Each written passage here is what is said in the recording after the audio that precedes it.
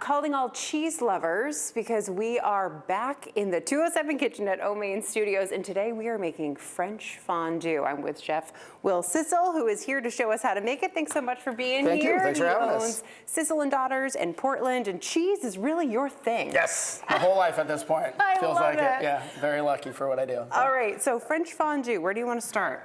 So getting a pot warmed up, I took a half a clove of garlic, and I'm just gonna rub around your pot, ideally a fondue pot, something cast iron. You can use a Dutch oven if that works for you.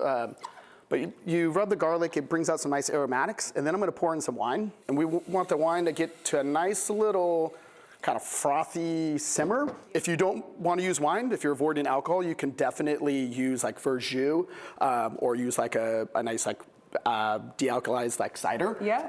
But what we're doing is we're bringing this up to a nice simmer, as I said. I'm just gonna let this get going. Once it starts getting frothy, we're gonna start adding in cheese. Okay.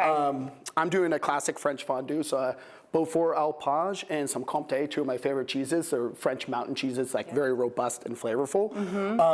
They have been previously shredded by me. Never buy pre-shredded cheese for your fondue. Do it yourself. Fresh, yeah.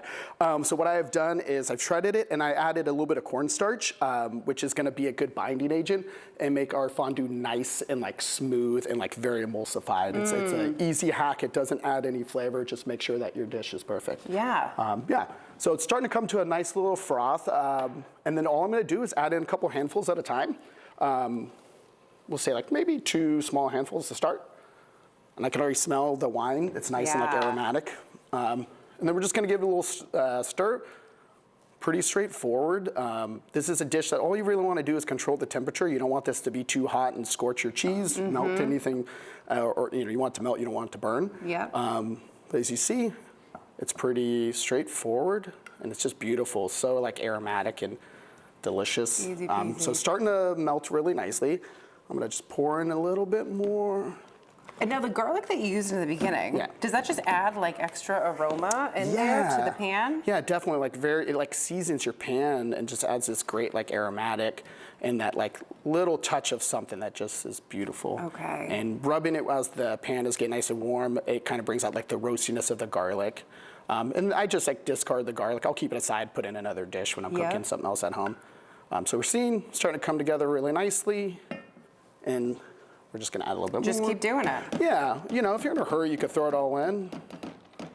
And what we're looking for with good fondue is just nice and smooth. You don't want it to be stringy, and that's where the cornstarch really is helpful. Okay. But it's a pretty forgiving dish. So what you can do is, if you're seeing that there's a problem and maybe it's just like clumping and it's looking a little oily or a little too fatty, you just add a little bit more cornstarch in. If it's too thick, add a little bit more wine. It's totally fine. Okay. Yeah.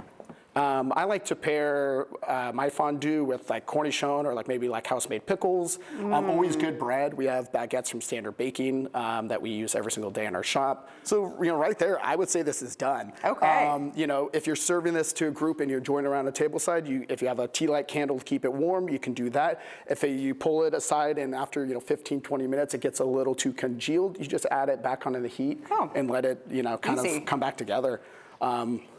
But I'm really, really happy with that. That looks great. I'm a little nervous, so my hands are shaking. But Perfect. do you want to give it a taste?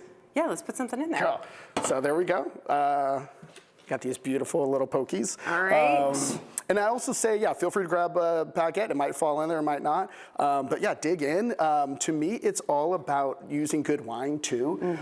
I go a little bit lighter on the amount of wine that I add into the pot to start because I want to drink a good wine instead of using something cheap. I want to sip this and enjoy it with my friends. Yeah, just go for it. Get messy. Look at this. Look at this. Oh, seriously. Chris, get over here. Okay. Yeah. I need to tell people where to find this recipe first. So if you would like to make this cheese fondue for yourself, that's perfect. Just head to the 207 section of our website and app, and don't go anywhere. We're back with 207 right after this. Thank you.